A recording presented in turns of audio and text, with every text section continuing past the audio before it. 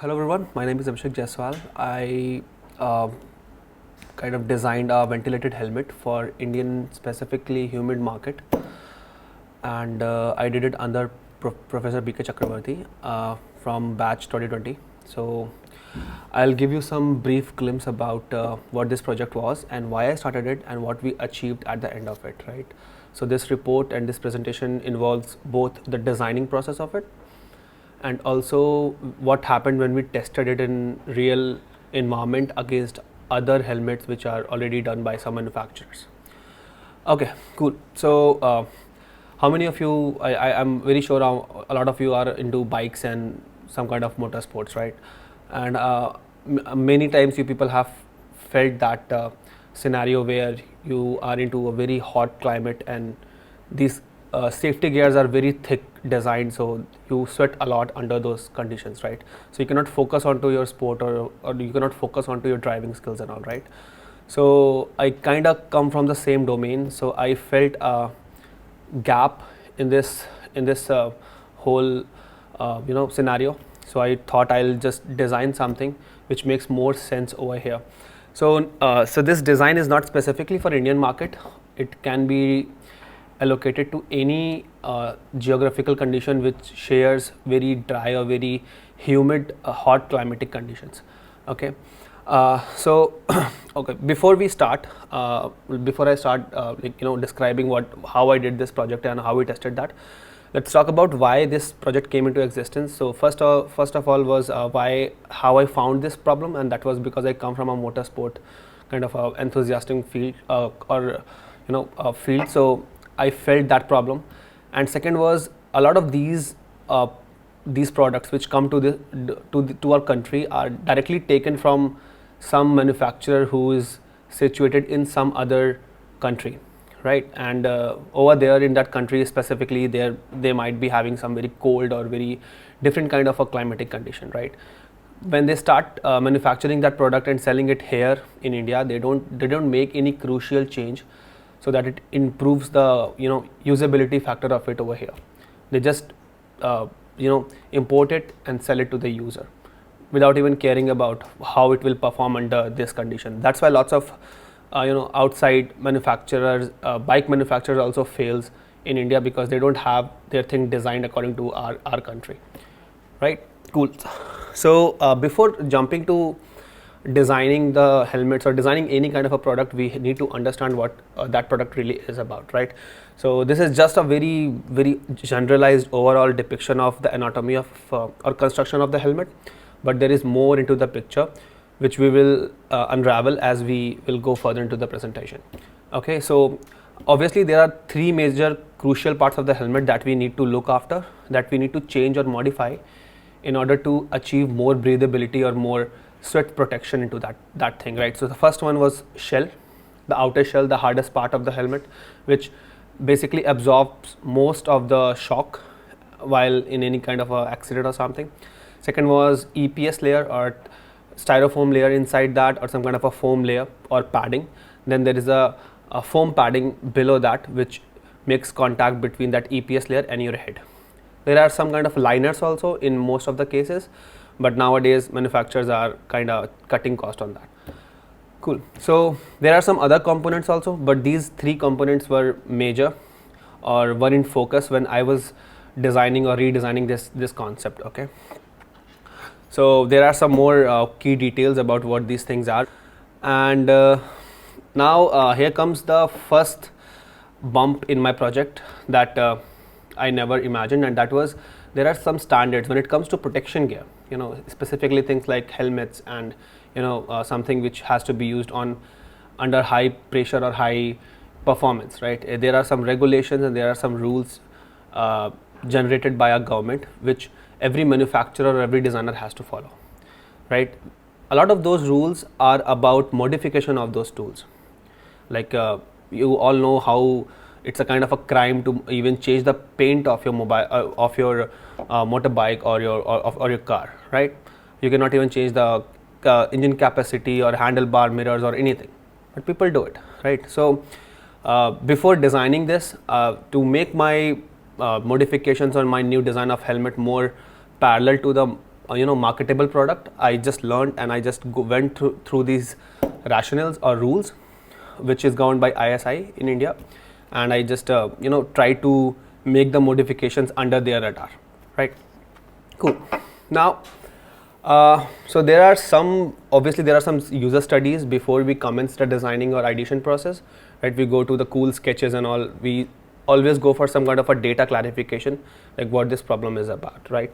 So the first one that we researched for research purposes. We went and interviewed lots of people, lots of professional people, professional bikers, lots of daily commuters, lots of long daily commuters who have to move like 150 kilometers per day to go to some regional site, work over there and come back and all that stuff, right? So, and Mumbai being very good place for these kind of people, you can find each and every category of people over here, specifically those people who have to commute out of Mumbai and work over there and come back in some kind of a factory on outer skirts and all, right? So there are some factors that we found which we need to look after. So first one was discomfort, for which we are redesigning this product. Discomfort being you are riding on a very sunny day and you start sitting and there is no ventilation, there is no wind coming in. Even if you open the visor, there is sweat formation over there, right? It is not going anywhere, and ultimately you try to take it away. While in some of the cases, people try to take that helmet away while driving as well, right? And that, in most of the cases, that leads to accident and some fatalities as well, right? Second is storage and management. So there are some other problems also that I took into account, which I felt like I may look over to solve, or I may just incorporate them in my design so they get resolved as well. So storage and management is an issue. Lots of people are just carrying their helmets over here while walking into the mall or something, right? Then reduce senses. There are lots of helmet specifically in the lower end market, which can reduce the noise or honking noises from the back. You are not able to hear what people are saying from the outside, even when the lid is open and all that things, right? So we need to look over that also. Hygiene is a huge issue. You don't want to wear somebody else's helmet, right? If that guy is sweating a lot, you will not even want to look inside that helmet. That's kind of a situation. Then you have fogging of visor, specifically in humid and cold weathers, right? Fogging happens. And then aesthetics. Okay, aesthetics, I just took it over here because specifically if you look at lower end market of helmets in India, right? They are very functional, I'll say they look very cheap, or they look very normalized, right? Nowadays, companies are doing very good stuff, like there are some LS2 helmets or studs helmets which are coming into the picture, bringing lower end helmets into the aesthetic market, right? So yeah, that's the thing. So these are some of the insights. Now the second thing that I have to do was to understand how helmet works structurally, right? What are the surfaces that I should not touch in order to keep it structurally sound, right? If you're going to make changes to any of the crucial component of any product, then that component should not be modified at the point which makes it weaker, right? We should find out some point where it doesn't affect the structural integrity of that whole product that much, right? So we went and we just affiliated one of the tests that is done by ISI and some global standard people also, to test out how and what segment of a helmet shell performs under what kind of stress loading, right? So the darker red area that you are seeing are more prone to break under heavy loading, and the whiter the area gets, it is lesser prone to break under heavy loading. So you can see there are lots of areas which do not break no matter how impactful your accident was or what. Then there are some areas which breaks in a second, right? Like the chin guard. Correct? Cool. So after digesting all this data, from the ISI and this load test and all that stuff, and the BI standards also, I redefined what my objective was. It started as an idea, like I need to redesign a helmet which is more comfortable for Indian market, right? But now I had a clarity about how I'm gonna achieve it. I had standards in my hand, I had lots of user studies in my hand, I had solid data, and I knew what direction I will take, correct? So I had created a kind of a design brief. So design brief was more about, so I ended up calling that helmet design Venta, because it was more about vents and it was more about strength. So yeah, so the primary brief was to have a good air circulation at even minimum speed of 20 km an hour. How we reached that specific number, 20 km per hour, that was the bare minimum speed that you have to have while in a very busy road as well, right? So until unless you stop, obviously it won't work. If you you can have a kind of a air circulation in stop position as well, but you have to have that electronically controlled or temperature controlled helmet, which are like very costly and not even available in Indian market nowadays, right? So yeah, so when you are riding the bike and you are at least 20 km per hour speed, that thing has to work, and that has to provide a good air circulation inside, right? Second thing was contemporary aesthetics. As a designer, I always had a thing for aesthetics about the product, and I had a lot of complaint about what companies do to make something, to produce something cheaper. The first thing they get rid of is the good looks of it, right? Just to make things cheaper, right? So I don't like that step, and I wanted to add that into the cheaper market as well, right? Second thing was to make it more hygienic, right? And the fourth thing was to have this whole redesigning of the helmet get in compliant with the BIS standards, right? Cool. All right. So after that, I looked after several processes how we can achieve one working principle for our helmet, right? So there are lots of products which you can look after in order to make it work, in order to make this helmet work, right? So first one will be very common, you all have seen it, and that is basically activity athleisure wear, right? You have this sports t-shirt and all, you're working out and you're wearing this specific fabric, some kind of a nylon fabric, right? And what it does, it just wicks out the moisture from your skin, and just it evaporates it into the environment, and it does it very quickly, right? So you have this coolness effect on your skin all the time, right? And you're not even when you are just stationary and performing some exercise, you will feel that thing working on, correct? So I just wanted to have these kind of ideas and these kind of rational principles working in my concept as well, right? So sometimes even when you're designing some specific type of a product, you need to look at different categories of product which have same kind of a work principle, right? Like moisture wicking was my main concern, so I looked onto the products which do moisture wicking but are not basically helmets, right? So moisture wicking was a thing in sports fabric. Then there is capillary action. So capillary action and moisture wicking are kind of same thing, right? Then you have Venturi action. When you pass air through a very tight space, it get cooled down and you have that coolness effect, right? Then you have water cooled inner lining as well. That is more like what we have in water cooled PCs and CPUs and all that stuff, right? So you run cool water through it and you will have that coolness effect inside. So just imagine a helmet where you have a liner or kind of a which has a cavity inside, and there is a pump or some kind of or even a cap somewhere into the helmet. You just stop somewhere, you just buy a cold water bottle and just pour some water in it and you just wear it. It's cool over there.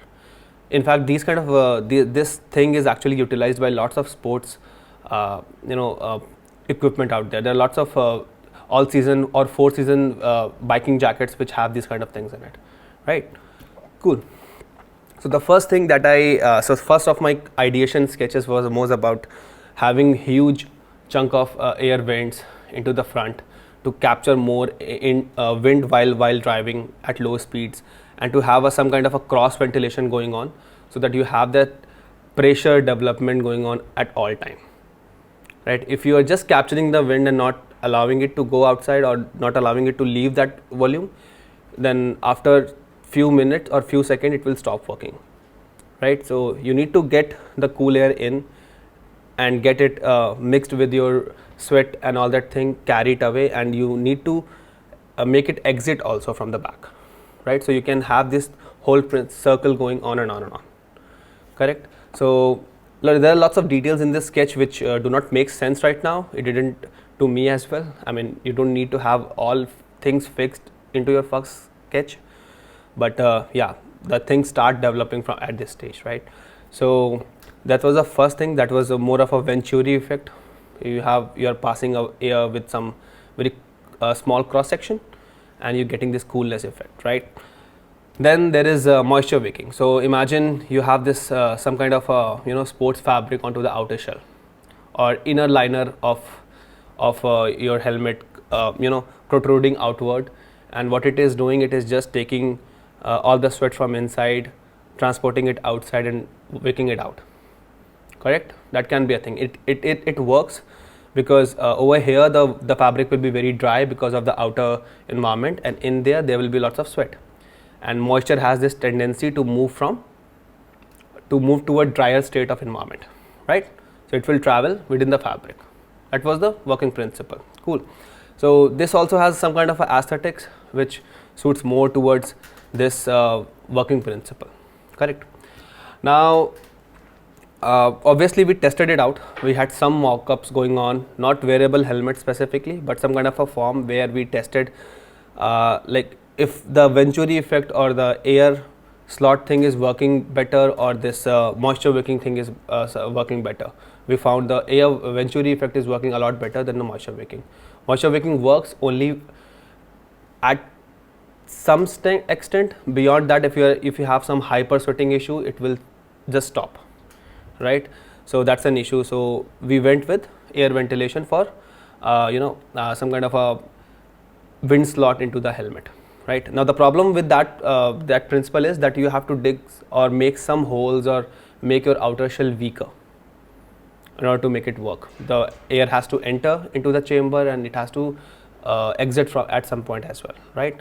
So again, the BIS compliance and all that stuff is into the picture. Apart from these two principles, we looked after a lot of other principles. We didn't stop there, like we have two processes, so we should stop. No, we looked after a lot of other products, but we found these two to be very interesting. Okay, now once our final working principle was fixed and we knew what we are going to do, and we had that principle in our mind, we started working towards the detail of it. So the first thing that I redesigned was the EPS layer. Okay, EPS layer, this over here looks a lot like a bicycle helmet, but it is not a bicycle helmet. It is just an inner foam layer or thermocol layer of a regular bike helmet. It has this aesthetics of a bike helmet because bicycle helmets are designed to work without a shell. They have all these crevices and all these cuts and grooves just to have higher air ventilation going on. That's why sometimes people like to wear those bicycle helmets also while driving small mobility vehicles, right? You have seen lots of people driving EVs and wearing those bicycle helmets because that's better for ventilation, correct? Okay, so you can see there are lots of grooves over here into the top surface and into the bottom surface also. This sketch represents the inner side of the EPS layer where your head is in contact. So you can see this green arrows are representing how air is getting in towards the inside surface. Over here it has all these canals or some kind of a channeling going on. So even when you have a bigger head and it is a tight contact with the EPS layer, there is some space for air to move around, correct? But those channels cannot be like very huge as well, because the lesser material or the lesser EPS you have, the harder your impact will be. So you have to have some good balance between the two, right? Cool. Okay, so that was the first thing I redesigned. I tested it out as well. Then okay, so for test I'll show you some images like how we did the rigging and how we tested it out with some bicycle guys and some some motorcycle guys as well, right? Okay, so the next thing was the second concern in my brief was the aesthetic part of it, right? If something new is coming into the market, something developed or something better from the previous one, it has to have its own identity visually. Nowadays a lot of EVs are into the market, right? But you can simply identify an EV version of a car from its petrol or a internal combustion version of it. You people can do that, right? Because EVs have their own characteristics and their own design details into the outer shell of it, right? I wanted the same kind of a ideation working over there, right? This helmet has to have some kind of a aesthetics that people can understand and people can visually see it from a far distance as well, right? So for that we had some key factors for this whole project. So our ventilation is the first factor that we have to ideate for. Then there was comfort, then there was high-tech visuals and all those things. So we just took these keywords and I started sketching based on these keywords, like what a 100% or a highly ventilated helmet should look like. In spite of what we have as a working principle, I just started ideating on that, right? So we have some very huge grills. Doesn't matter if this is going to be a very practical design or not, just I try to explore that, right? Because later on we can tweak it up into our own practical designs, correct? So I had some sketches over here. All of them are very heavily based on ventilation aesthetics, how a ventilation helmet will look like, right? Which has very huge chunks of pores in the front, and then there are lots of huge slots onto the back and all that stuff, correct? Then there was some techno, futuristic helmet, what it will look like if we want to have that kind of aesthetics, right? Then we have some kind of a fluid form as a base of a helmet sketching, right? What a fluidic form of a helmet will look like, right? If we want to make it more streamlined, more aerodynamic, then what? So yeah, then so on. After that, after these kind of details, after these kind of aesthetics, we move towards the detailing part of it, because in India or in this country we have all different kind of seasons, and these new designed helmet has to perform in all of them, right? What if in summers a user wants to have that venturi effect or wind effect, but what about the winters and what about the rainy seasons, right? Then what does we want him to buy another or different kind of a helmet, or we can make our helmet get converted into the normal one, right? So we explored all those possibilities, sketched towards those, like you have these collapsible or closable enclosures and all those things, right? These are quite common details among normal helmets nowadays as well, right? You people must have seen that. Cool. So we keep on ideating some more forms, some more proportions. What you are seeing over here is more kind of a proportion work, like how we can just take one line of a helmet, tweak it a little bit to make it to change its aesthetics, right? Which one looks better, which one looks more functional, which one looks more practical, so on, right? So these are more of the sketches for that. They all look kind of classic, kind of old school helmets, because I have that thing into my brief as well, that I want to make it look like more solid, because we had that thing in our mind, like the old stuff is more stronger than the newer stuff, right? So kind of had that classic helmet theme going on. Then there is one process that I got introduced to into this project by Chaku sir, and that is called affinity cluster. Okay, affinity cluster is a process where you take a lot of your sketches that you have done before and you just cluster them out in multiple groups, right? So we'll see how it works. So you can see all of these, you have seen all of these sketches before as well, right? But now over here they are all clustered into one single word called ease of airflow. They all represent one single word called ease of airflow, right? And there are some highlighted ones which represents this word the most, right? Like these two represents ease of airflow the most among all of these, right? Then you have this one hero concept, which is kind of upgraded or combined version of it over here, correct? Which we will discuss about later on. So yeah, that's more kind of a visual or more kind of a digital representation of it. So you take all these sketches and you take your hero presentation of it that we had over here, these two, and then you combine them to have one single design, which is 100% there for the word airflow or ease of airflow. So in this frame, this helmet represents the most amount of airflow visually. It works, it doesn't, I don't know, but it visually it looks, it's very aerated, very highly, it's having some kind of a tech which will ease the comfort and the airflow a lot, right? So that's a good point. Second was about closure, the ability to change the airflow property of a helmet, like to be able to use it in all different seasons, right? So we have all those sketches, we have those slots and details. So we have two heroes over here, and then we combined it into one single helmet, correct? So rendered over there as well. So this specific model represents closure of airflow, right? Then we have third, and that is semantics of airflow.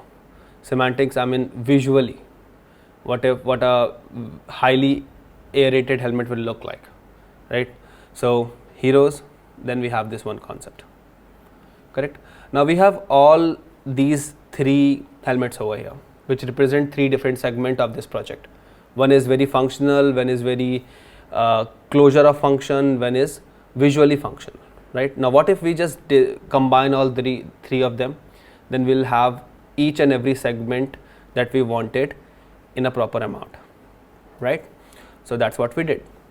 So I'll just show you the end result of it in the last slides, but the aesthetic work ends kind of get halted over here, because after that we need to test our helmet in physical world. So after this slide we will discuss about how I made a prototype and how we tested it out in real world against the real manufactured helmet and how it performed. Okay. So then we switch to concept testing. So there's some of the images.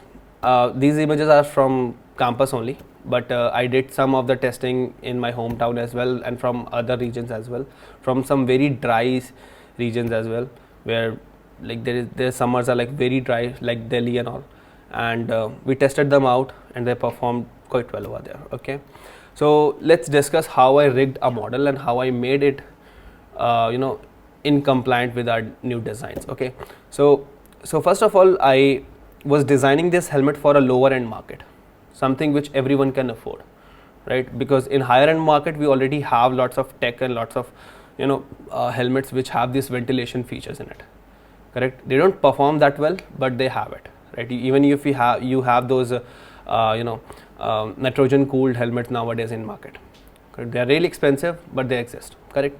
So for our purposes, we wanted something which can be produced very cheaply, which can be on a same price bracket as of a lower end helmets, like $1,000 or $1,500, right?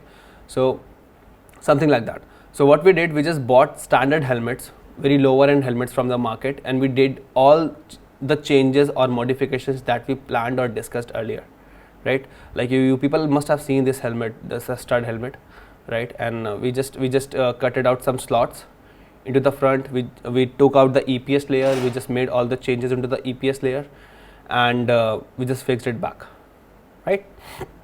Correct. Then this was concept number 2. Again, a different model of a helmet, but which has a kind of a closure for those vents as well, right? So this one doesn't have those closures. This one has a closure, right? How we reached to these two concepts, you people already know, correct? Okay, over here again, then we made some changes to the inner EPS layer, to the liner, to the outer shell, and all those things, right? Right now it doesn't look very safe because it is not. It's just a test rig, and these holes are pretty big for a BIS compliance, but we worked on it later on once we knew if our concept is working pretty well or not, right?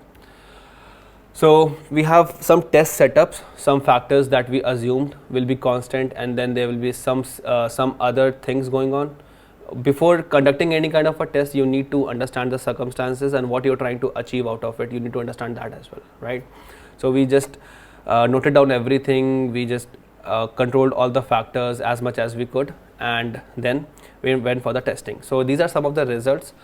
So we tested these helmet against some of the helmets which doesn't have any of these features, right? Like I showed you that stud helmet in this slide, this one. So we actually bought 2 of those. one got modified with these ventilation holes and all, and the second one was kept as it is, factory fresh, right? So while testing, the riders were doing same distance on same vehicle on same climate on same time, but using two different helmets on two different rotations, right? And based on their experience or their some kind of a visual feedback, they were able to number them or rate their experience, correct? So we had this test. So there are multiple parts of it, multiple vent type in that concept, which I wanted to evaluate which one is working or contributing more towards the airflow or comfort, and which one is not doing as much of the work, so that we can just neglect it and we can make our modifications as less as possible, right? So we found both of them doing pretty heavy work in ventilation. Like there is this concept, the concept A, where you have this eyebrow holes and then you have this ear holes as well, side holes, side vents, right? So we ended up keeping both of them because they both were contributing a lot into this whole experience at different speeds as well, correct? Okay, then there are some feedbacks. Then we went to test number 2. Test number 2 was more about what if we change the size of the cutouts gradually, then how much the overall comfort will change, right? So we just told multiple drivers to drive around same path. Every time he completes a rotation, we just tape the vents a little bit by few mm's and then read the reading again, right? So by the end of the test, the the vents went from 12 mm to almost 4 mm, right? And based on that changes, the riders were able to rate their comfort level, right? So we found after some point it got stagnant, right? So this way we were able to optimize our cutout dimensions, right? How much we need for how much comfort, correct? So some of the data over here. So why we are doing this test is basically to understand the bare minimum dimensions of those vents. We cannot have very huge cutouts in the shell because that will make the shell or the helmet very weak, right? So we wanted to make it as less as possible, as smaller as possible, but we don't want to compromise with the comfort as well, right? Okay, so there were some of the observations. We had our data. What we did, we just incorporated that data into CAD, and we had our final dimensionized prototype of it, right? These are some of the conceptual details that I have sketched and that we finalized after the testing. So we'll discuss it. So there are some of the vents that we already seen in the prototype, like this ear vents, side vents. Then you have this eyebrow vents over here. Okay, then we have some iteration of how that eyebrow vent will get closed if the user wants to, right? And then there is some exit vents and all going on over here, right? You can see it ended up looking very similar to what products we already have in the market, right? Because that's the thing. If you just launch, or if you just design or produce something which is obnoxiously different from the market, people have this tendency to go against it. They won't use it, right? So it has to be in, it has to have its own characteristics. Like it's a ventilation helmet, so it has to look like a ventilation helmet, but not obnoxiously there, right? Cool. Some more details, some more fitments and manufacturing details, how it will come together, how manufacturing will get ease, because a good design is not just about how it works or how it looks. It is also about how it comes together and how it will be made practical, right? So we had this details and all the sketches and all the details figured out, right? So we have all the different iterations for it, keeping in mind all the data that we had from the tests, right? And some of the other details as well. You can see that. Okay, so we worked on the padding as well, the liner. Apart from EPS and shell, we worked on the liner as well, and then we had our final concept. Okay, see this. So a very generalized simple helmet which has some cutouts on the back to exit the moist air, and some in the eyebrows over here, some vents and some side vents as well. Cool. We 3D printed that, we tested it out, and we fitted all the standard parts from the market after modification, and it works pretty well.